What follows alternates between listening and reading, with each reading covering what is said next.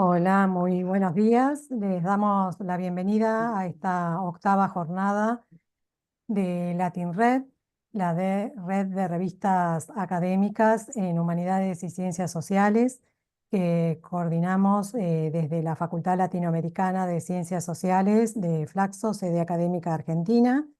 En esta edición la hemos organizado a la actividad junto con colegas de Flaxo, la sede Ecuador, y hemos titulado como lema, que nos va a acompañar a lo largo de estas 4 sesiones, las revistas de Ciencias Sociales y Humanidades en el camino de la ciencia abierta, presente y futuro de la cooperación, la transparencia y la solidaridad.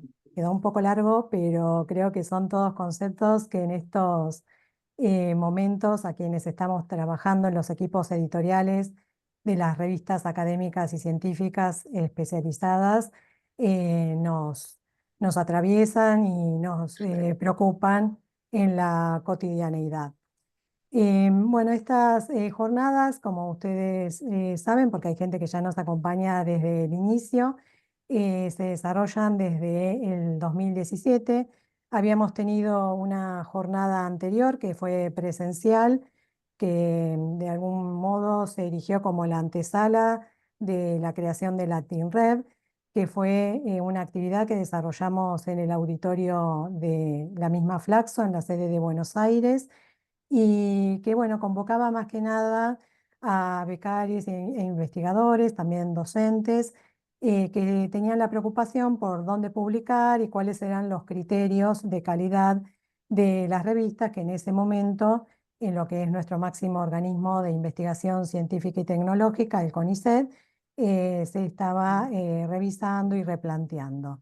Entonces, bueno, fue a raíz de ese primer encuentro en donde hubo también personal del CAICIT, que es el Centro Argentino de Información Científica y, y Tecnológica, que depende del CONICET, y en ese momento también participó Federico Bassen, por ejemplo, que se abocaba al tema de dónde lo publico, con el desarrollo de un sitio que había él mismo desarrollado y puesto en línea.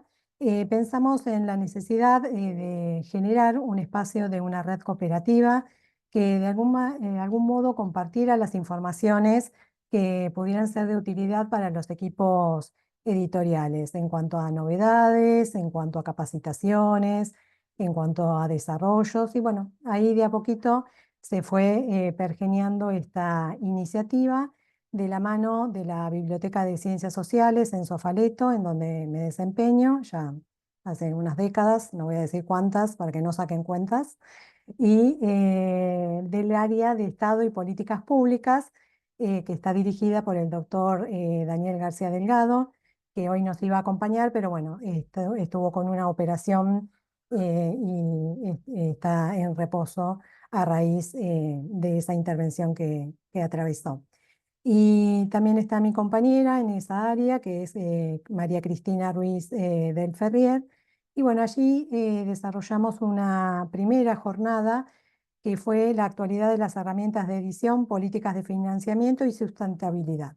Es decir, esos temas que en principio eran los que más nos preocupaban a nosotras, y con un incipiente grupo de revistas que comenzó a sumarse a la propuesta de Latin Red.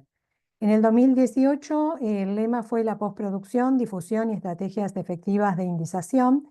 Este tema de los índices que siempre aparece, y que las revistas académicas y científicas no estamos ajenas a los requerimientos y exigencias que van, digamos, proponiendo y desarrollando. Luego en el 2019 tuvimos una tercera jornada junto con Flaxo Ecuador.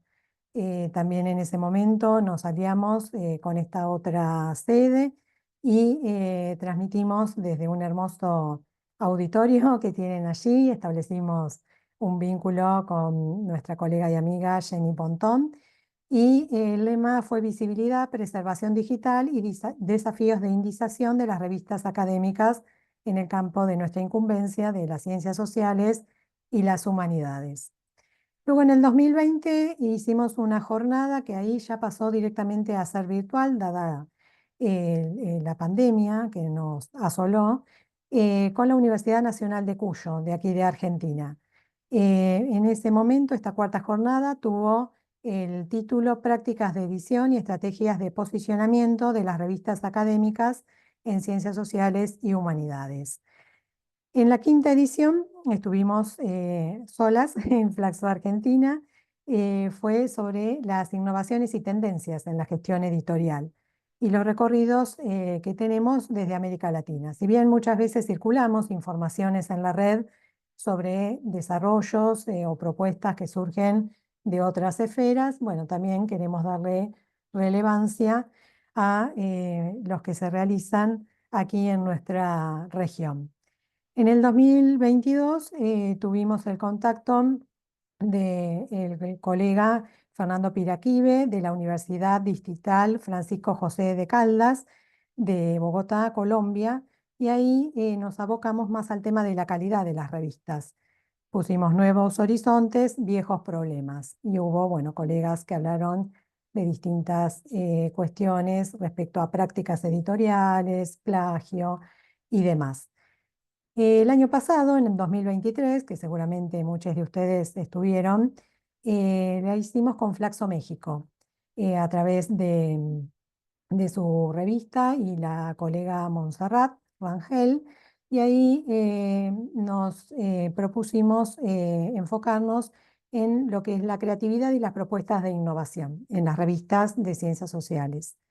Bueno, y este año, el título que les leí al inicio, pensando más que nada en esta filosofía de la ciencia abierta y cómo desde las revistas podemos abonarla y seguir creciendo en esa perspectiva. Y siempre también visto desde la región latinoamericana. Bueno, estamos muy contentas de la convocatoria que ha tenido esta nueva edición de la octava jornada de Latin Red. Como saben, los videos van a quedar luego disponibles tanto en el sitio del YouTube de Flaxo Virtual de Ecuador, quien nos está brindando el soporte técnico y tecnológico para poder llevar adelante esta actividad, como en el YouTube de Flaxo Argentina y en el sitio web. También quienes exponen, siempre amable y gentilmente, nos ofrecen sus presentaciones, las cuales paulatinamente las vamos a ir subiendo a la noticia de la jornada para que luego ustedes las puedan revisar con mayor tranquilidad o puedan consultar eventualmente alguna bibliografía que allí se sugiere y demás.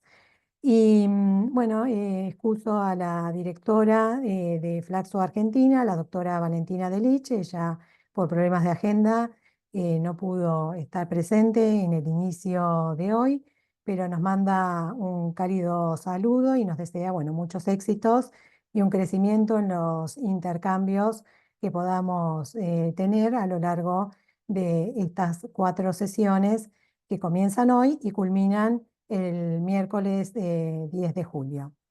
Le doy paso ahora a mi compañera y amiga Mariela Viñas.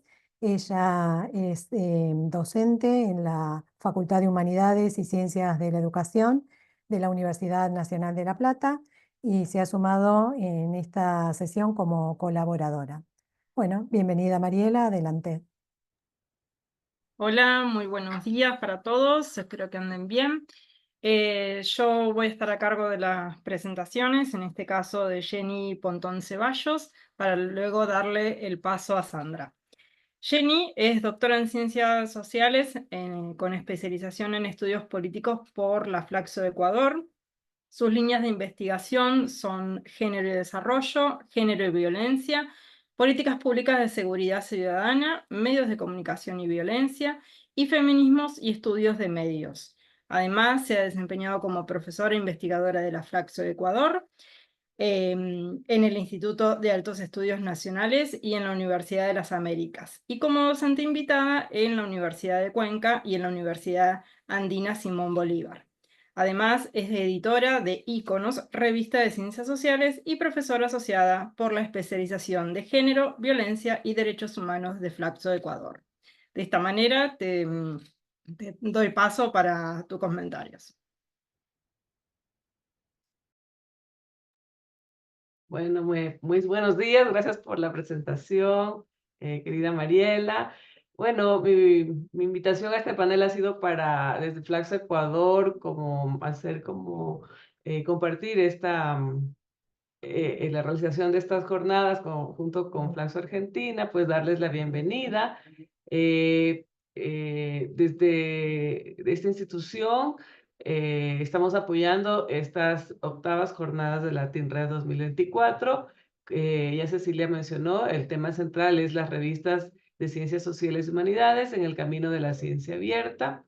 Creo que es un tema muy importante, digamos que debe ser conversado, debatido, digamos, porque el mundo va hacia el mundo va hacia al posicionamiento de la ciencia abierta. Para nosotros es un gusto poder colaborar este año con la organización de estas jornadas, proporcionando el soporte tecnológico básicamente para poder conectarnos y transmitir los interesantes debates que se llevarán a cabo durante estas 4 sesiones programadas para este y los siguientes 3 miércoles del 26 de junio, 3 de julio y 10 de julio. Las jornadas LatinRef constituyen ya un referente para la discusión de las tendencias en la gestión editorial de las 2.480 revistas de ciencias sociales y humanidades que conforman esta red, incorporando año a año, como mencionaba Cecilia, diversos debates sobre los alcances y desafíos actuales en la comunicación científica. Estamos seguros que estas 8ª jornadas no van a ser la excepción y serán de gran utilidad en la reflexión y formación de editores y editoras de toda la región. Quiero expresar yo un agradecimiento importante y especial a todo el equipo de Flaxo Virtual que está apoyándonos tecnológicamente en esos 4 miércoles para poder realizar con éxito estas jornadas. Ahora, hoy por hoy, en el mundo post pandemia, la virtualidad es lo que nos une y es un tema clave, y gracias a eso pues nos estamos conectando ahora desde diferentes partes de la región.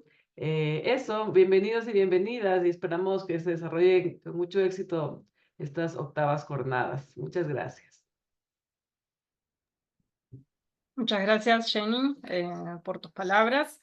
Ahora daremos comienzo al panel número 1, en donde, bueno, nuestra coordinadora es Sandra Patricia Bedoya Mazo. Ella es bibliotecóloga y magíster en educación por la Universidad de Antioquia de Colombia.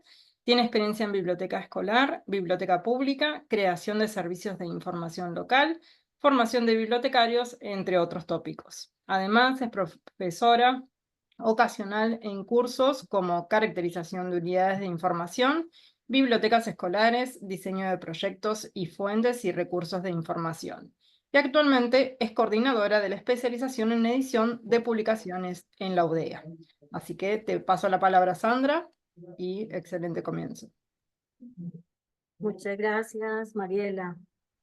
Bueno, buenos días a todos y todas quienes nos acompañan en estas 8ª jornadas de LatinRed.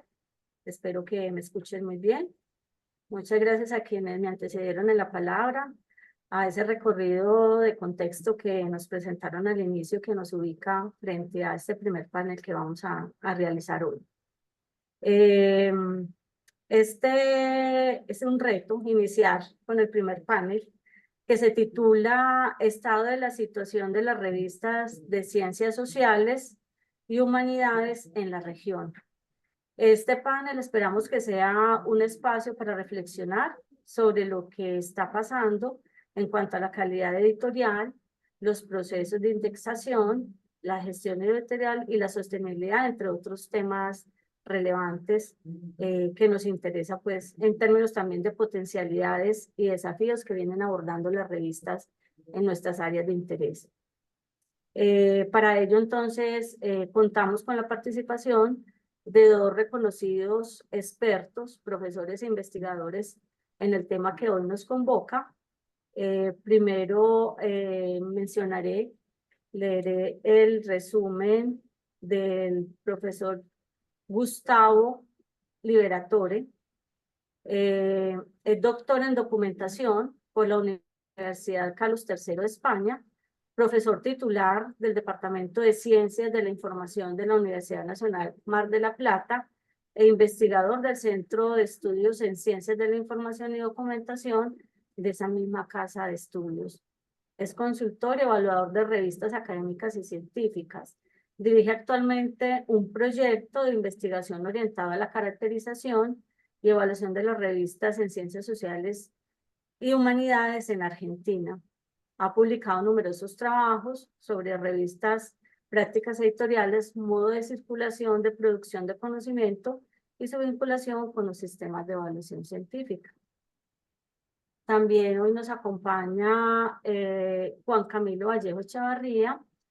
Juan Camilo entonces es bibliotecólogo de la Universidad de Antioquia, Colombia, magíster en gestión de la información y el conocimiento de la Universidad Paul Valle de Montpellier III en Francia y ha sido profesor en las asignaturas de informática y TIC, administración de archivos.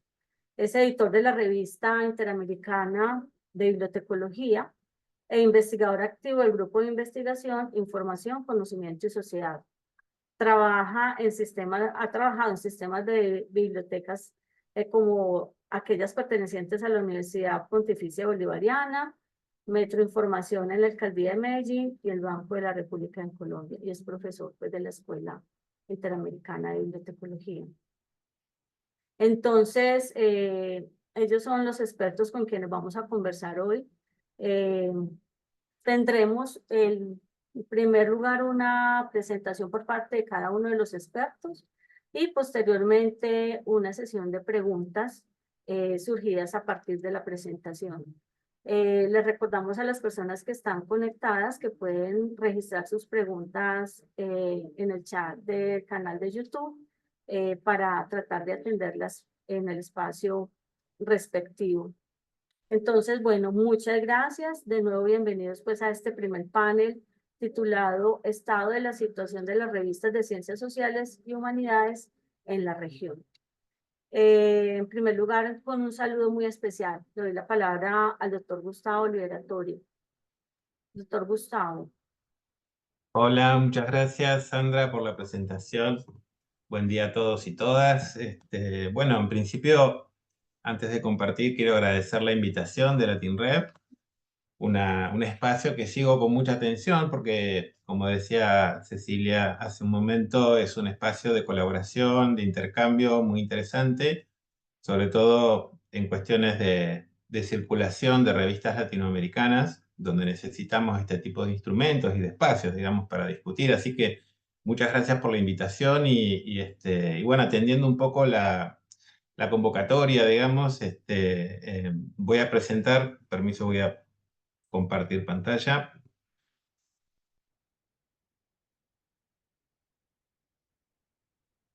Ahí se ve bien. Sí, Sí, Gustavo. señor. Bueno, perfecto. Bueno, decía, atendiendo un poco la convocatoria de estas jornadas, y la verdad que la convocatoria me llegó también en un momento en nuestra línea de investigación aquí en Mar del Plata, trabajando con el análisis de revistas en el campo de las sociales y humanidades en Argentina, y justamente en una etapa donde estamos analizando los circuitos de indexación de estas revistas y viendo un poco el panorama, cómo se desarrolla y con todas las vertientes que esto tiene. Bueno, imaginé, digamos, que una buena contribución podía ser extender este análisis hasta donde se pudiera en lo que es la región latinoamericana, ¿no? Como para reflejar un poquito las características que esta cuestión tiene de la indexación, que es algo tan importante en términos de lo que son las revistas. Y bueno, ver un poquito algunos datos respecto de esto y poder compartirlos con ustedes. Así que bueno, la primera cuestión, digamos, como punto de partida, ustedes saben que la indexación siempre es un tema de agenda permanente en los sistemas de información científica, y básicamente esto ocurre por dos razones, ¿no? Hay obviamente una necesidad de certificar estándares de calidad de las revistas, y la necesidad también de que estas revistas, digamos, formen parte de circuitos de circulación que otorguen visibilidad a las producciones, ¿no?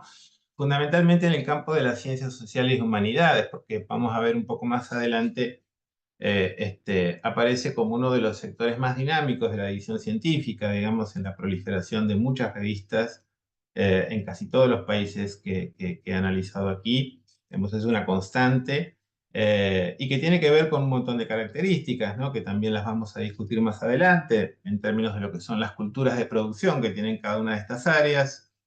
Si bien es cierto que hablar de ciencias sociales y humanidades en términos de campos, de grandes áreas temáticas, es un poco complejo, digamos, porque la clasificación de las disciplinas que convergen en estas áreas también es compleja. Digamos, la segmentación no es algo del todo clara en muchos casos, porque, reitero, hay muchas culturas de producción diferentes, tipos de investigaciones situadas que tienen que ver con los contextos donde estas disciplinas se desarrollan en cada uno de los países y demás problemáticas. Digamos que esa es una primera razón. Y la segunda, tal vez la más compleja y problemática, es que en general la indexación ya desde hace un tiempo se ha comenzado a asociar, digamos, a los criterios de evaluación de las producciones científicas, ¿no? Como criterios de calidad.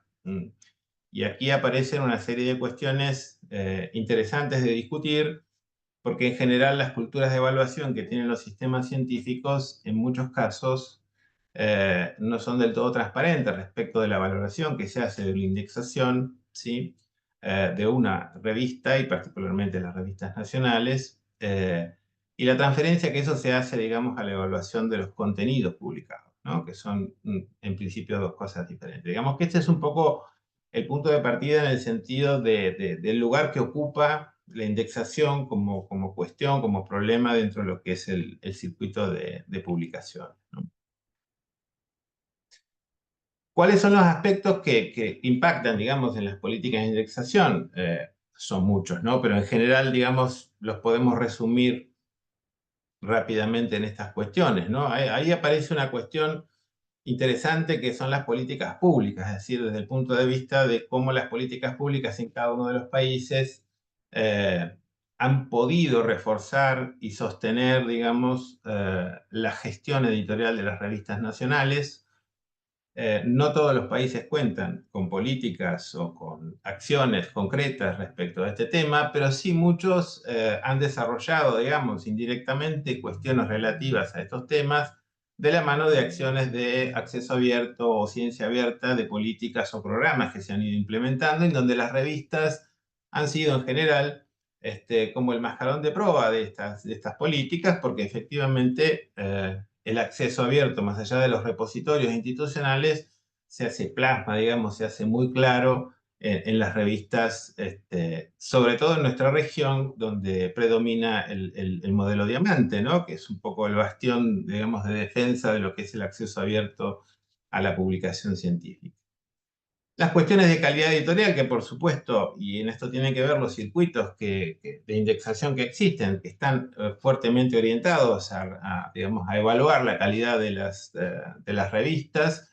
Y ahí la calidad editorial, digamos que es un concepto amplio también que abarca varias dimensiones, pero en general tienen que ver con estándares y normas, procesos y formatos de publicación científica, donde poco a poco, y en ese sentido, digamos, iniciativas como la de la Tindex, digamos, han sido pioneras en Latinoamérica, y espacios como Latinred, por ejemplo, bueno, refuerzan en el hecho de poner en debate y discusión estos temas, ¿no?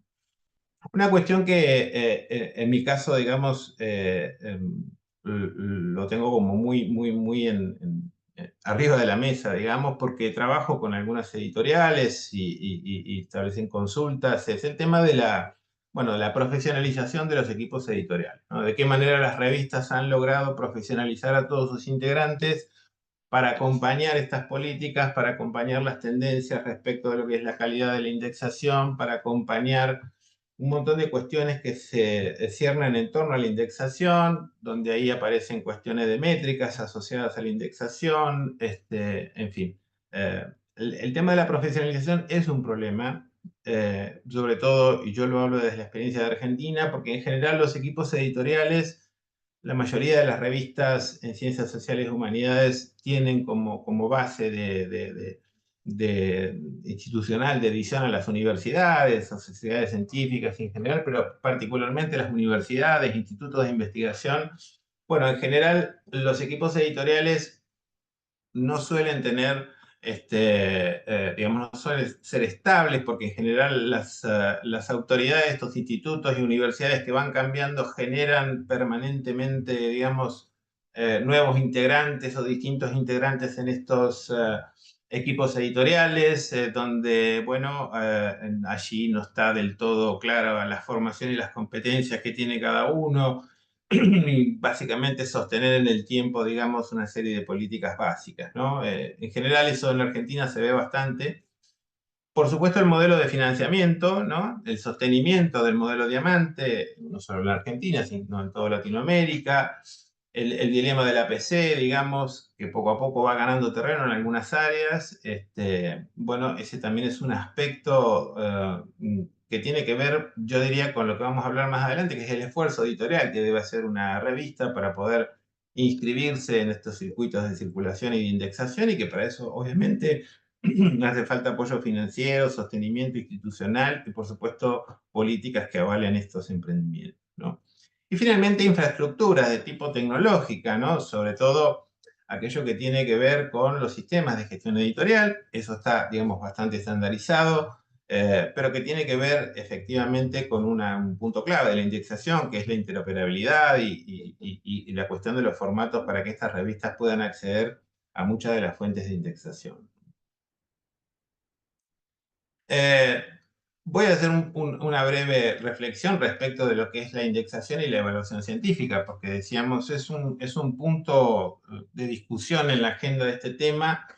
En general, las ciencias sociales y humanidades han sido permeadas digamos, por culturas de evaluación que tienden digamos, a calificar los contenidos publicados a partir de ciertos indicadores de las revistas, muchos de ellos relacionados con aquellas métricas provenientes de corriente principal y que digamos, se asocian mucho al factor de impacto y a algunos de sus derivados, ¿no? Este es un problema respecto de cómo se toma la evaluación de lo publicado respecto de la revista que lo publica, ¿no? Y aquí un poco hacer esta diferenciación, ¿no? Digamos, primero que no existe una relación directa entre la fuente de indexación de una revista y la calidad de lo que se publica en ella. Esto no es una relación directa, no es una asociación, digamos, respecto de la calidad de lo publicado. Esto obviamente parece una verdad de perogrullo, pero es realmente así. En general, los criterios que se señalan en muchos sistemas científicos en Latinoamérica ponderan, digamos, la calidad e indicadores acerca de la revista respecto de lo que es la calidad propia del artículo publicado, ¿sí? En general, las métricas siempre han sido basadas y fuertemente utilizadas a partir de la revista y no tanto a nivel de los artículos que se publican en ella, ¿no? Y la otra cuestión, que también es obvia, pero que no hay que dejar de decirla, es que en general la calidad de lo publicado sigue siendo patrimonio de la evaluación de pares, ¿no? Y en esto, aquí radica también un poco el problema, en el sentido de que sopesan las comisiones de evaluación respecto del contenido publicado. Ahí se filtra, digamos, esta tendencia a sostener digamos, los niveles de indexación de la revista como un valor en sí mismo y un valor a ser considerado en esa evaluación. Digamos que en la Argentina eso es un tema de discusión permanente. Nosotros hemos hecho algunas investigaciones respecto de la opinión de los investigadores en el campo de las sociales y humanidades respecto de cómo observan ellos estos criterios de evaluación. Y en general aquí lo que prevalece es la opacidad de esta evaluación, ¿no? No saben bien exactamente hasta qué punto ciertos elementos relacionados con la indexación, en este caso, entran en juego, si es corriente principal, si no es corriente principal, qué se considera, digamos, como fuente de indexación de calidad en términos de el espacio que ocupa en el concierto de la indexación, si es internacional, si es regional, si es nacional. Entonces, hay todo un tema acá respecto de la evaluación y la indexación que por supuesto es de mucha actualidad, pero me parece que estos dos puntos son centrales, ¿no? No asociar directamente el nivel de indexación de una revista a la calidad de lo publicado, y que la calidad de lo publicado, reitero, forma parte de una evaluación de pares, ¿no? En general, cuando uno habla de indexación, bueno, intenta reconocer circuitos de indexación. Yo cuando hablo con los editores y comienzan a establecer diferentes políticas o estrategias respecto de cómo hacer visible una revista, bueno, aparece un poco este mapa que yo muestro acá, porque efectivamente en los circuitos de circulación se juegan distintas alternativas, ¿no? En principio y siempre como primer paso la certificación de la calidad, ¿no? Y en el caso de nuestra región hay digamos, fuentes paradigmáticas. La TINDEX sigue siendo un índice de referencia, pionero en este caso, tanto en sus versiones diccionario como catálogo, respecto de cómo las revistas pueden acoplarse, digamos, a estándares de calidad y comenzar a circular en distintos circuitos, ¿no? Aquí los índices nacionales también, de los que no abundan en Latinoamérica, juegan un papel importante desde las posiciones de políticas públicas, de políticas editoriales que cada país puede llegar a aplicar. Los propios portales de revistas también, ¿sí? Estableciendo distintos estándares para que las revistas puedan acceder, digamos, a estos primeros escalones de calidad, ¿no?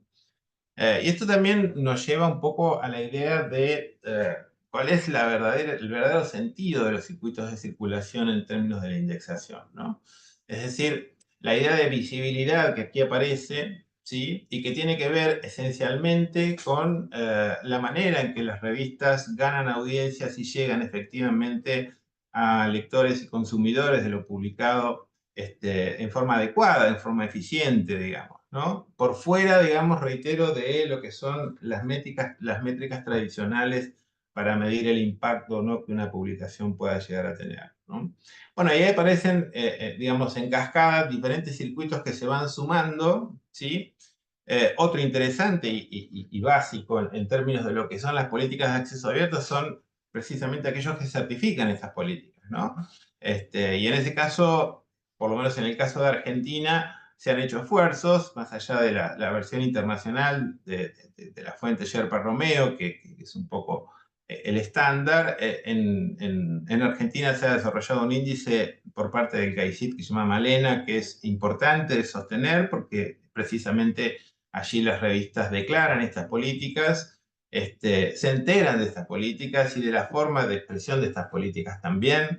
Diadorim en Brasil es algo similar, digamos, pero tampoco abundan, digamos, de manera local, de manera nacional, estos índices de certificación de políticas de acceso y derechos de autor, licencias, etc. Luego se puede reconocer un circuito nacional regional, que es un poco el que vamos a evaluar hoy. Podríamos denominarlo circuito de acceso abierto, ¿no? En términos de lo que son, más allá de los repositorios, las fuentes tradicionales como Cielo, Redalyc, Latinred. Aquí incluí Dialnet porque obviamente tiene mucho impacto en la región. DOAS como elemento, digamos, de acceso abierto internacional, ahí en primer nivel, ¿no? Luego aparecen sistemas de dominio disciplinar, donde ahí, bueno, efectivamente, ahí vuelta otra vez en el caso de las sociales y humanidades aparecen, digamos, fuentes, índices de diversas características, donde tradicionalmente cada una de las disciplinas indexa sus títulos, pero esto tiene que ver mucho también con las propias identidades de estas disciplinas, incluso a nivel nacional. Y aquí tenemos un abanico enorme, ¿no? Más allá de las grandes fuentes interdisciplinarias de las sociales y humanidades a nivel regional o nacional, o internacional, perdón, hay muchos sistemas y bases y fuentes que tienen que ver con lo que yo denomino indexación situada, es decir, cada disciplina intenta indexar ese título en lugares donde se certifica y se reconoce, digamos, este tema de las publicaciones. Bueno, fuentes de valor añadido, donde podemos obtener métricas de distinto tipo, y finalmente la corriente principal, ¿no? Que hoy también vamos a analizar respecto de lo que son los circuitos de indexación en Latinoamérica. Por supuesto que cuando uno comienza a hablar de indexación aparecen algunas cuestiones, barreras, amenazas, respecto de las posibilidades que cada una de las revistas tiene de cómo habitar, de cómo introducirse en estos circuitos de circulación. Y ahí aparecen algunas cuestiones que me parece importantes de debatir y de poner, digamos, en foco, ¿no? Hay una cuestión, y yo esto lo veo bastante en Argentina, la dificultad que tienen muchas revistas para alcanzar los estándares de calidad que piden algunas fuentes, ¿sí? Que yo aquí pongo como barreras de indexación, no porque estas fuentes de verdad sea su objetivo colocar barreras, sino que efectivamente algunos estándares son difíciles de cumplir, sea porque la revista, digamos, está poco profesionalizada en sus equipos técnicos editoriales, sea porque no posee el financiamiento adecuado o porque las estructuras, digamos, editoriales no son las adecuadas para que esa revista se desarrolle, ¿no? A mí me parece que ahí hace falta todavía mucha asistencia y, digamos, colocar espacios de transición para las revistas, ¿no? En el sentido de que las revistas estén incluidas en las fuentes, probablemente con accesos y entradas a estas fuentes de distintas velocidades. Digamos, la experiencia de Latendex es muy interesante, ¿no? Con diccionario y catálogo, en el sentido de no dejar nadie afuera, sino que las revistas se incorporen paulatinamente y que esos espacios colaboren con estas barreras para poder superarlas y para que estas revistas puedan efectivamente elevar los estándares de calidad, ¿no?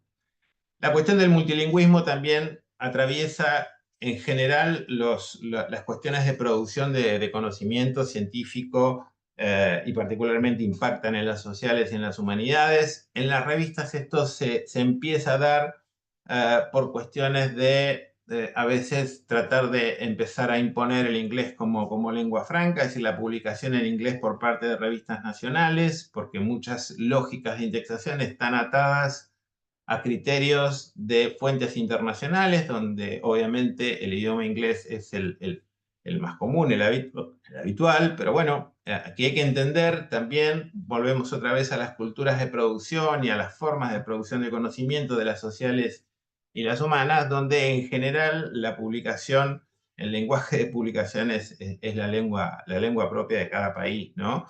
Entonces aquí aparece otro tema también complejo para resolver algunas revistas, porque obviamente más allá de fomentar por lo menos el bilingüismo, ¿no? La lengua madre del país y el inglés, hay que sostener también cómo esa revista afronta la publicación en inglés de los artículos, ¿no? En muchos casos las revistas no están en condiciones de hacerse cargo de traducciones de los artículos en sus lenguas originales para poder publicarlos. De manera tal que este es un tema también que hace falta, digamos, poner en debate y profundizar un poco, ¿no? Ahí señalo la iniciativa de Helsinki sobre multilingüismo, ¿no? Que es un documento que ya hace un tiempo está circulando y que precisamente pone foco en estas cuestiones, ¿no? La cuestión de la internacionalización también, digamos, hay países en Latinoamérica donde comienzan a forzar los procesos de internacionalización, no solo en la conformación de los equipos editoriales, lo cual sería muy lógico, sino también en las propias publicaciones, los artículos que publican las revistas, ¿no? Y la capacidad que estas revistas tienen de captar, digamos, publicaciones extranjeras o de autores extranjeros. Bueno, eso también nos pone en un lugar complejo respecto de la supervivencia de las revistas frente a estos criterios, ¿no? Y finalmente menciono aquí en esta cuestión los acuerdos transformadores. Todos estarán enterados de estas nuevas formas de contrato que se han ido implementando en el mundo editorial a nivel internacional para tratar de esencialmente el concepto del acuerdo transformador, que la verdad que no sé por qué tiene ese nombre, porque no transforma mucho, sino más bien complejiza el panorama del acceso abierto. Digamos, estos acuerdos que se hacen entre casas de estudio, universidades, consorcios, bibliotecas, sistemas de investigación, con las grandes editoriales a nivel internacional para tratar digamos, de coordinar y de minimizar el doble pago, el pago por acceso y el pago por publicar. Muchos países suscriben estos acuerdos, digamos, y bueno, allí tienen una serie de cuestiones para el caso latinoamericano negativas respecto de lo que son las revistas nacionales, que obviamente no forman parte de estos acuerdos. Yo sugiero revisar esto también, profundizarlo. En el caso latinoamericano, el único país que ha firmado acuerdos transformadores ha sido Colombia, ¿sí? El resto de los países se mantiene todavía al margen de esto, pero es un elemento a tener en cuenta porque eso amenaza seriamente las revistas nacionales de acceso abierto y del modelo Diamante en particular, porque estos acuerdos tienen que ver ya con, bueno, todos los condimentos comerciales y monopólicos que conocemos de las grandes casas editoriales a nivel internacional, ¿no? Bueno, en términos del contexto de ciencia abierta, siempre la típica torta de la ciencia abierta, ¿no? De las partes que componen la ciencia abierta, yo diría que en el caso de las revistas y particularmente de lo que es la indexación, yo creo que hay dos partes de esa torta que son directamente, impactan directamente en esa cuestión, ¿no? Por un lado, la circulación y el acceso al conocimiento, y por otro lado, las infraestructuras de acceso abierto o de ciencia abierta con que cuentan los países o que intentan desarrollar los países, que me parece que son vitales y centrales para que las revistas del modelo Diamante en Latinoamérica puedan sostenerse en el tiempo, ¿no? Bueno, vamos a ver, en general vamos a analizar la indexación de 20 países de Latinoamérica, pero solo los que ustedes ven acá en esta tabla son los que atestiguan algún elemento que tenga que ver con políticas editoriales o infraestructuras de acceso abierto. Acá he seleccionado algunos elementos centrales de estas políticas, como son los índices nacionales, por ejemplo, ¿sí? Los índices de revistas nacionales, con algunas variantes, digamos, los más conocidos, como puede ser Publindex en Colombia, o el sistema Qualis de CAPES en Brasil, aunque efectivamente es un índice muy particular, porque tiende más que nada a atender la evaluación del posgrado en Brasil, pero que finalmente en los hechos funciona como un índice de evaluación de calidad de las revistas de Brasil.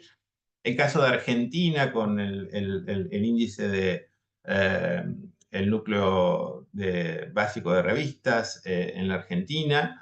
Digamos que los índices nacionales, en los cuales hay diferentes expresiones en los países que ustedes ven acá, hay algunas llamadas ahí para establecer precisamente estas diferencias que tienen unos con otros, pero son un embrión, digamos, un elemento central para sostener políticas editoriales, para impulsar las políticas editoriales y sobre todo también para establecer criterios consensuados dentro de lo que son los sistemas científicos, ¿no? Por supuesto, la existencia de los repositorios, y acá me refiero particularmente a nodos nacionales, ¿no? Aquellos países que han logrado centralizar el tema de lo que es el depósito en acceso abierto y el acceso a toda esa información en sistemas, digamos, de información nacionales. También hay pocos países que pueden mostrar esto. Los sistemas CRIS, digamos, como sistemas de evaluación de elementos de investigación y del sistema de investigación de los países, es también un elemento central, porque allí la revista y la publicación en particular juega un elemento central en todo esto, aportando indicadores, aportando datos. El desarrollo de los CRIS, sobre todo a nivel nacional, generarían una infraestructura en términos de lo que es y lo que se conoce como ciencia abierta, interesantes y digamos, darían una plataforma desde donde evaluar incluso no solo las revistas, sino también, por supuesto, lo publicado en esta revista, ¿no? Y finalmente, políticas de acceso de ciencia abierta, perdón, que, bueno, digamos, en general están en estado embrionario, más allá de los avances que algunos países han podido hacer. Aquí yo simplemente he relevado proyectos, políticas públicas que o están por aplicarse o ya han dado los primeros pasos. También hay poco de esto.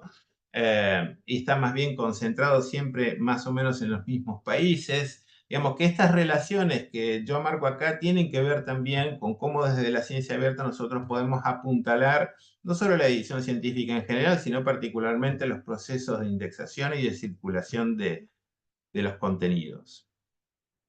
Bueno, veremos algunos datos. Yo he relevado aquí un poco la situación de la indexación de las revistas latinoamericanas en ciencias sociales y humanidades en 2 circuitos de circulación. Básicamente lo que yo denomino acá circuito regional internacional de acceso abierto, ¿sí? Con los sistemas Latindex, Redalic, Latinrep, América, bueno, están viendo ustedes ahí, DOAJ, y la corriente principal, digamos, como contracara, como otra cara de la moneda respecto de este circuito, ¿no? Bueno, ¿qué se ha relevado aquí? Aparecen 20 países, ¿sí? En la consulta de todas estas fuentes que al menos tienen un título indexado, digamos que ese es un poco el universo que vamos a ver en términos de los datos y estadísticas respecto de esta cuestión. Hemos tomado Latinoamérica y el Caribe, entendiendo por tal países hispanohablantes más Brasil. Ese es el contexto geográfico donde se han recabado los datos. Bueno, y un poco para... A ver, la cuestión de los datos es interesante porque en esto también, en ciencia abierta, en indexación, hay mucho de discursivo, digamos, ¿no? Hay discursos acerca de la indexación de la ciencia abierta y luego pasamos a la realidad. ¿Sí? Empezamos a ver los datos y ahí empezamos a observar efectivamente cuánto de lo deseable se concreta o no en la realidad y qué es lo que verdaderamente existe en este contexto, ¿no? Bueno, lo que ustedes están viendo acá es sencillamente una distribución de la cantidad de títulos de todo el conjunto de revistas que se pudieron relevar del área de sociales y humanidades en las fuentes que señalábamos, ¿no? Bueno, acá hay algunas cuestiones, digamos, que uno puede comenzar a analizar. En principio y evidentemente, DOAJ es la fuente internacional en acceso abierto que más éxito tiene respecto de la convocatoria de las revistas en Latinoamérica. Un aspecto interesante, digamos, en los comentarios que yo hago acá, como para iniciar algún tipo de debate respecto de esto, es por qué DOAJ en tan poco tiempo respecto de la existencia de la Latindex casi duplica la cantidad de títulos que hoy contiene en la región latinoamericana. Es decir, cuáles son las estrategias que las revistas están aplicando para sopesar mejor DOAJ que Latindex, por lo menos en la versión catálogo que nosotros ponemos acá, para que esta fuente, DOAJ me refiero, haya tenido tanto éxito respecto de esto, ¿no? Siendo que los criterios de calidad que aplican una y otra fuente son bastante similares, más allá de que DOAJ ahí tiene ese famoso sello de calidad. Como ustedes ven, hay muy pocas revistas con sello de calidad en Latinoamérica, pero también hay que decir que hay muy pocos sellos de calidad en el contexto de todas las revistas que indexa DOAJ. Apenas el 20% de los más de 20.000 títulos que tiene DOAJ tienen sello de calidad. Digamos que no es que Latinoamérica no puede certificar sellos de calidad, sino que en general más o menos se acopla a la tendencia internacional, ¿no? Pero digamos, acá lo más interesante de ver es, en principio, esta cuestión que mencionaba. Latinrep, por supuesto, también es una fuente muy joven respecto de lo que es la indexación de revistas. Si bien es cierto que es un índice que todavía no aplica, al menos, criterios de calidad para poder incluirse como revista, pero sí me parece una muy buena herramienta desde el punto de vista de lo que yo denominaba hace un momento la inclusión, ¿no? De que las revistas estén presentes en un índice. Mira, una de las cuestiones que aparecen más claras cuando uno empieza a relevar el universo de revistas en Latinoamérica y pasa particularmente en la Argentina, que hay muchos países en donde es muy difícil contestar la pregunta de cuántas revistas existen, ¿no? Primero por la dispersión y segundo porque las distintas políticas de indexación o oportunidades de indexación que estas revistas han tenido como para poder localizarlas y cuantificarlas, ¿no? Pero digamos, siguiendo en el análisis de esto que vemos acá, que es un simple conteo, digamos, de revistas por fuente, también se observa, por ejemplo, cómo dos fuentes de referencia a nivel regional, como Redalic y Cielo, tienen tanta diferencia con DOAJ o el caso de LatinRep, aunque reitero, no lo contamos respecto de lo que son los criterios de calidad, ¿no? Los requisitos de calidad. Digamos, ¿qué ha pasado? ¿Por qué si Cielo y Redalic son, y de verdad lo son, digamos, son dos referencias de calidad editorial en Latinoamérica, concentran tan pocos títulos comparativamente con otras fuentes, ¿no? Que hace muy poco menos años que están, digamos, en estos circuitos. Sabemos que Cielo, por supuesto, tiene una distribución, digamos, de organización de nodos regionales, que por supuesto, y nacionales, que eso también tiene que ver con todos los países que tributan a Cielo y cuáles no, que también tiene ciertos estándares con los cuales las revistas tienen que cumplir para poder indexarse en Cielo. Eso también genera un esfuerzo editorial que no muchas revistas pueden asumir. Pero digamos, la pregunta también puede hacerse respecto de por qué estas dos bases de datos emblemáticas no suman más títulos, no tienen más títulos, no son más inclusivas respecto de los títulos, siendo que son tan representativas, ¿sí?, del circuito de indexación latinoamericano. Y también, por supuesto, de ojito, digamos, empezar a ver que la corriente principal también es un lugar a donde las revistas quieren llegar, ¿no? Lo vamos a ir viendo, porque ya vemos que la cantidad de títulos no es menor, que está indexada en estas, por lo menos, dos fuentes. Yo acá he discriminado, en el caso de Web of Science, a lo que es la base de datos de colección principal, la Core Collection, de lo que es el índice de entrada, o ESI, que es un poco el índice más poblado, más habitado por las revistas, ¿no? Bien, un poco en principio ver, y ustedes ven también como complemento, la cantidad de países que están representados en estos índices y fuentes de indexación, ¿no? Hay solo 3 que cubren la totalidad de países que pudimos observar en el caso latinoamericano. Y por supuesto, en la medida en que vamos hacia la corriente principal, disminuyen, ¿no?, las posibilidades de que las revistas de ciertos sistemas científicos puedan indexarse en estas fuentes. La otra cuestión, porque mencionábamos, y siempre se dice que el campo editorial de las sociales y humanidades es dinámico, digamos, se crean muchas revistas. Para que se den una idea, en la Argentina nosotros hemos relevado aproximadamente unos 700 títulos en el campo de las ciencias sociales y humanidades, revistas arbitradas que por lo menos están indexadas en alguna fuente.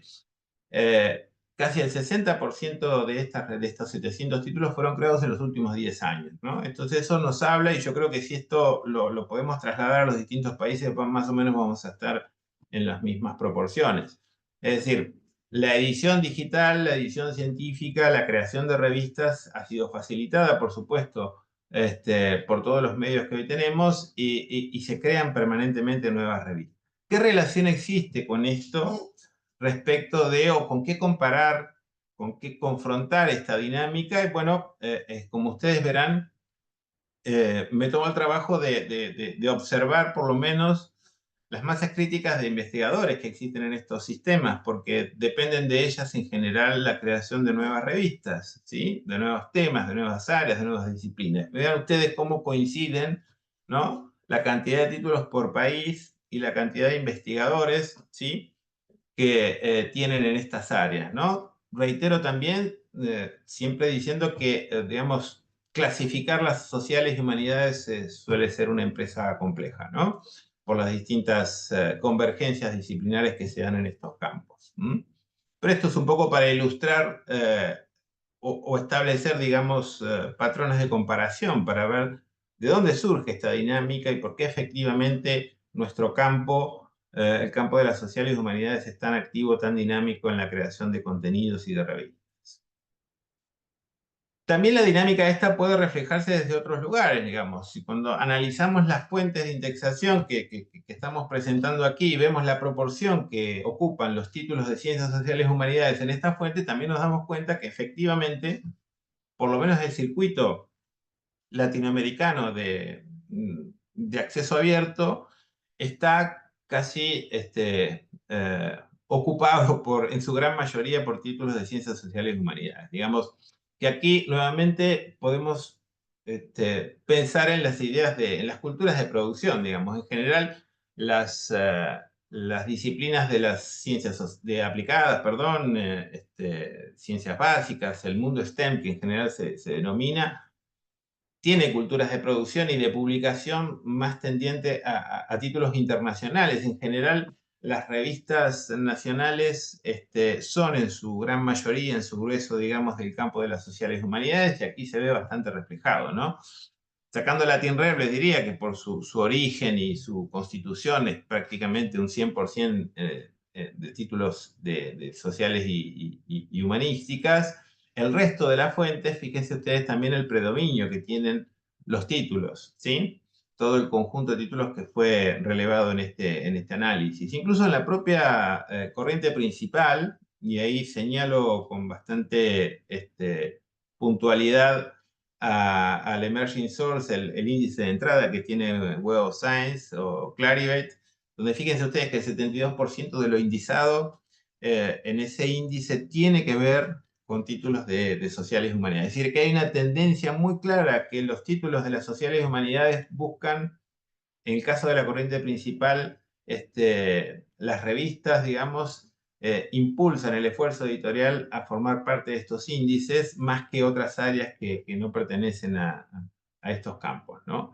Entonces nos preguntamos cuestiones como las que veníamos diciendo aquí, ¿no? Esto tiene que ver con las culturas de producción, tiene que ver con un esfuerzo editorial tratando de colocar a las revistas de la región, de los países que conforman la región, digamos, en un lugar de indexación porque tienen sistemas de evaluación que les obligan a que la calidad percibida en las fuentes de indexación que forman parte de estas revistas sea tenida en cuenta en esa indexación.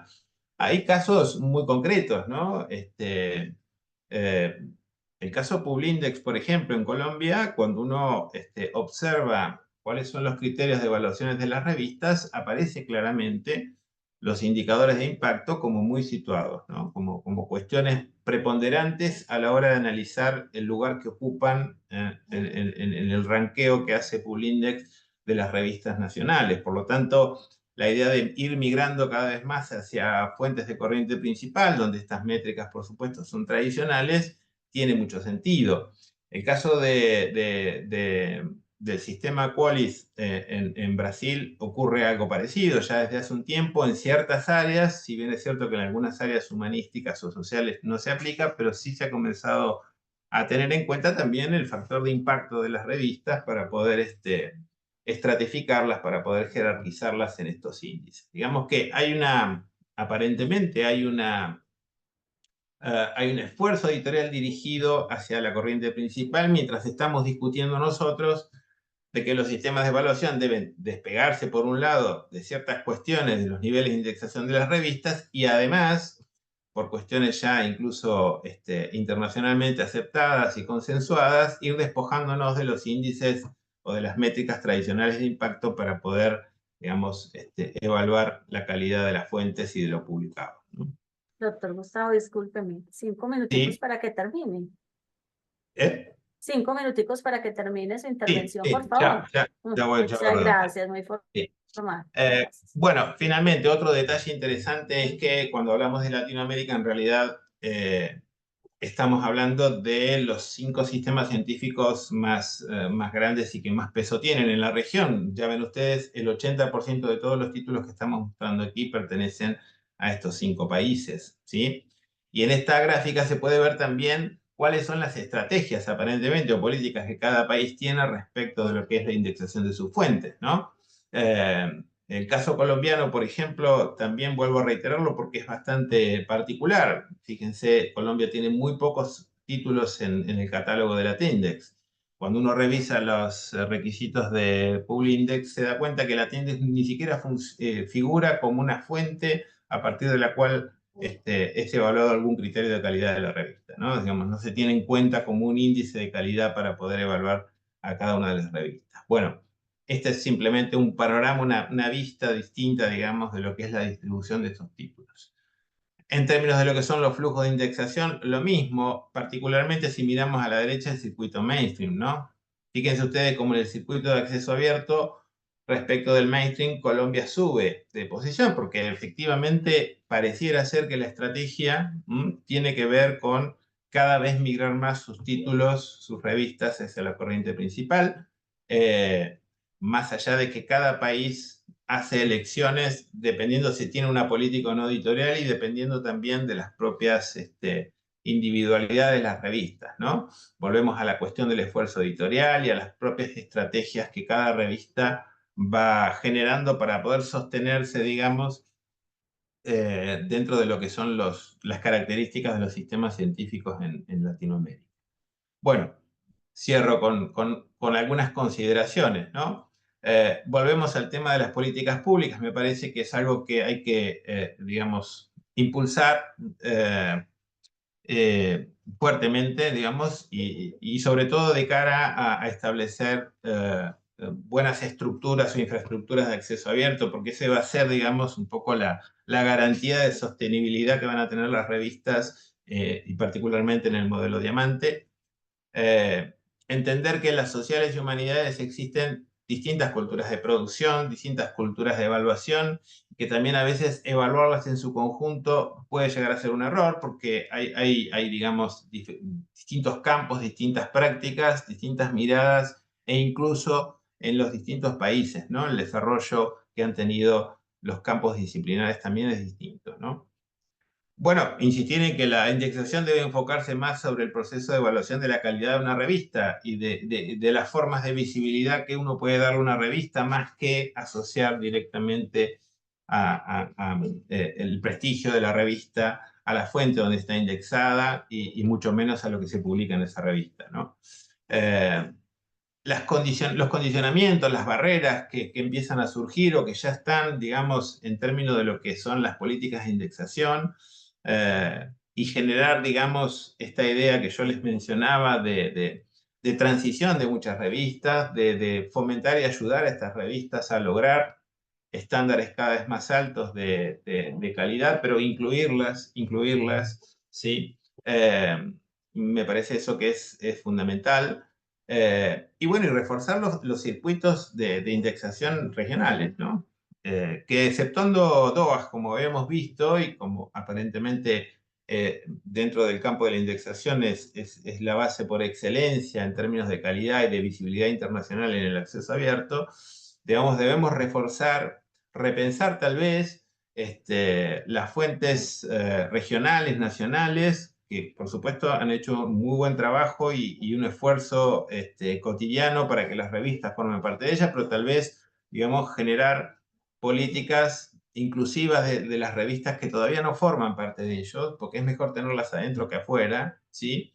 Y en función de eso también empezar a generar ciertos indicadores, ¿no? Que nos permitan evaluar cuestiones más cercanas a los contextos regionales de producción, de publicación y de circulación que nosotros tenemos y que en general a veces en estas evaluaciones científicas quedan de lado. Y quedan de lado en muchos casos porque tampoco existen, porque no hay indicadores o del todo confiables o del todo desarrollados. Bueno, hasta aquí. Muchas gracias por la atención.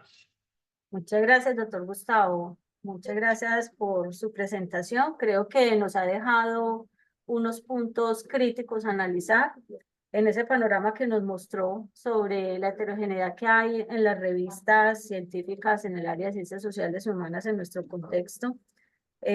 Nos ha mostrado usted las barreras, algunos factores que están influyendo en la calidad y visibilidad de las revistas, pero también ha planteado usted algunas posibles estrategias, algunas acciones que se podrían estar fortaleciendo o estar implementando, sobre todo en términos de las políticas y los indicadores que usted menciona, que podrían ser más contextualizados, que es muy interesante poder rescatar como esa visión contextualizada de nuestras revistas en las áreas que nos interesan. Bueno, muchas gracias, doctor Gustavo. Ahorita conversaremos y desarrollaremos algunos temas a partir de las preguntas que nos han planteado en el canal de YouTube. Quiero en ese momento saludar a los territorios de los cuales nos están también colocando saludos en el canal de YouTube. Desde Argentina, muchas gracias a quienes nos están acompañando desde Bahía Blanca, desde Buenos Aires, también desde Mendoza, desde Moreno, desde Paraná, Posadas, Resistencia, Santa Rosa, desde Córdoba, muchas gracias, también Mar del Plata y Pilar. Así que de Argentina, toda Argentina conectada con este panel.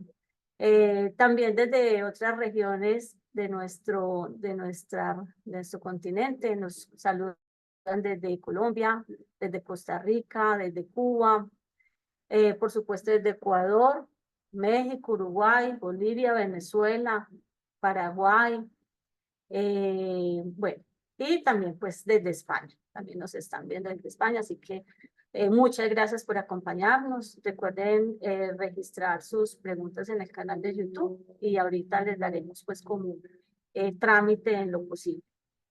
Bueno, quiero entonces también dar la palabra al profesor Juan Camilo Vallejo, que nos acompaña desde la Universidad de Antioquia y quien nos hará pues como la presentación que nos va a compartir hoy. El profesor Juan Camilo nos propiciará una reflexión sobre la gestión editorial, entendida como un elemento clave para la sostenibilidad y el futuro de las revistas en ciencias sociales y humanidades. Profesor Juan Camilo, bienvenido y le doy la palabra. Muchas gracias.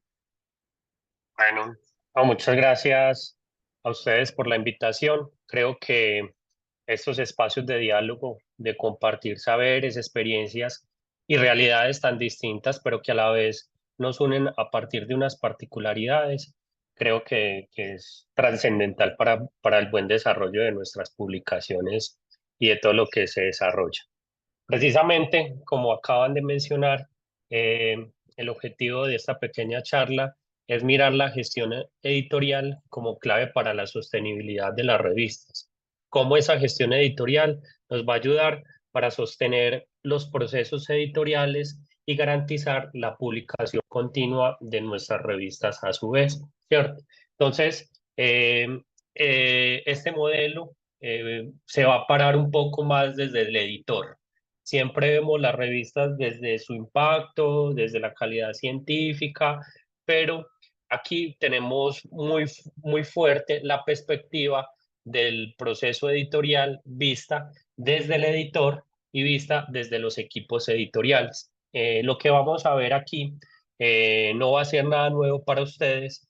Muchos de ustedes desarrollan gran parte de los componentes que vamos a ver el día de hoy, pero lo que pretende este modelo es articular todos esos componentes de manera que podamos ser más eficientes y estructurados en nuestras actividades y en nuestros procesos.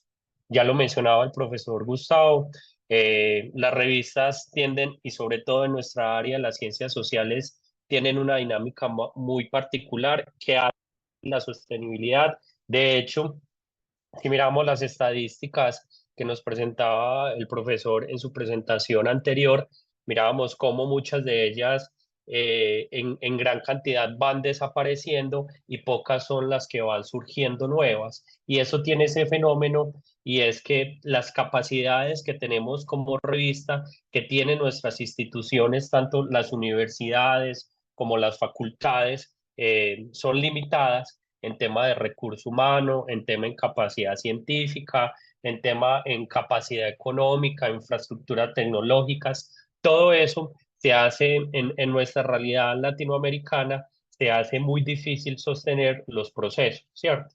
Porque, volviendo al punto de vista, por ejemplo, del editor, nos toca desarrollar los procesos editoriales, nos toca llevar procesos administrativos en nuestras facultades, nos toca desarrollar actividades de investigación, que incluso la gran mayoría de ellas no siempre están articuladas a estos temas de las publicaciones y la gestión científica.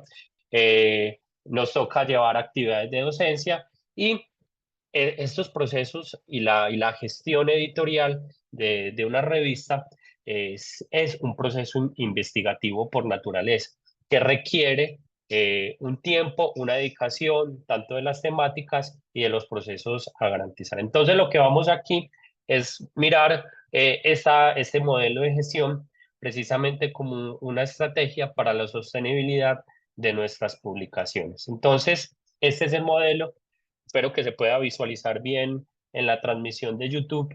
Lo que tiene este modelo son 7 líneas particulares que lo que hace cada una de ellas es definir unas actividades que se desarrollan en la revista, ¿cierto? De manera que yo pueda trazar una estrategia a mediano y largo plazo.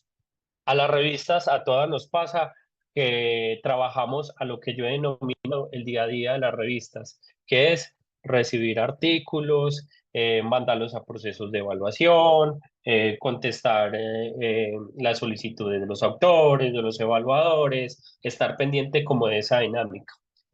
Por temas de tiempo, infraestructura, etcétera, quizás se nos puede ir todo el tiempo nada más en esa simple actividad del proceso editorial y descuidamos otros procesos y otras líneas estratégicas que nos va a permitir la sostenibilidad y un impacto mayor de nuestra publicación, ¿cierto? Entonces, por eso la primera línea que vemos en este modelo es la del proceso editorial. Es la línea que fundamenta cualquier revista, la que fundamenta cualquier publicación, en el sentido de que si el proceso editorial no es dinámico, si el proceso editorial se frena, pues obviamente se frena la revista y caemos en el primer principio y en la primera amenaza que tenemos las revistas en temas de desaparecer, y es la periodicidad y la continuidad en esa periodicidad. Entonces, el proceso editorial, este primer proceso, esta primera línea, es la que nos va a garantizar esa dinámica, ¿cierto? Por eso es la columna vertebral de nuestras publicaciones. Este proceso editorial va a comprender precisamente desde que recibimos los artículos que cumplan las líneas editoriales de la publicación, tanto desde lo científico como lo editorial, y que pueda empezar a tener una demanda como tal, ¿cierto? Pero para poder tener ese proceso editorial, lo tenemos que empezar a articular con otros asuntos que ya lo vamos a ver en la otra línea, como la calidad científica, la calidad editorial, la estabilidad, la visibilidad, pero aquí es fundamental entonces cómo a través de nuestro diagrama del proceso editorial, que es la herramienta, la guía que vamos a tener para ese proceso como tal, nos va a estandarizar los procesos y vamos a poder determinar de alguna manera unos índices de calidad en términos de publicación y en términos de dinámica editorial. Es para muchas de nuestras revistas, digamos que tenemos desde ese proceso editorial dos fases o dos polos, por así decirlos. El primer polo somos aquellas revistas que tenemos buena cosecha de artículos, tenemos buena demanda, quizás por las bases de datos donde estamos indexadas, que eso resulta atractivo para los autores enviar sus artículos, y entonces recibimos los para evaluar. Esa primera realidad tiene el escenario, pero no tenemos la capacidad de publicar todo lo que llega y que manda por la cantidad de artículos que toca iniciar. Entonces, ahí toca aplicar estrategias. Fuera de eso, la dinámica también se hace cosa, aquellas revistas que tenemos con otros recursos por Perdón, parte Juan de las Camilo, instituciones. se está escuchando un poco cortado. No sé si quizás le quitas tu cámara. Sí, Ahí ya gracias. mejoró. Sí, sí, ahora sí. Sí, Tal vez parece que sí. Ajá, sin la gracias. cámara se va a escuchar mejor el sonido. Gracias. Listo, perfecto. Entonces les contaba que esas realidades nos implican varios retos. Entonces están o las publicaciones que tienen una demanda, pero no tenemos la capacidad humana en el sentido científico, del primer filtro, de los artículos, mirar si tiene desde la parte científica esa capacidad. de darle el visto bueno si Profesor Juan continúa en el Camilo, proceso de profesor Dime. Juan Camilo, disculpe, que continúa la interferencia. ¿Será de pronto usted tiene audífonos o algo que esté afectando No, la no, pero transmisión? el del audio, a ver si mejora.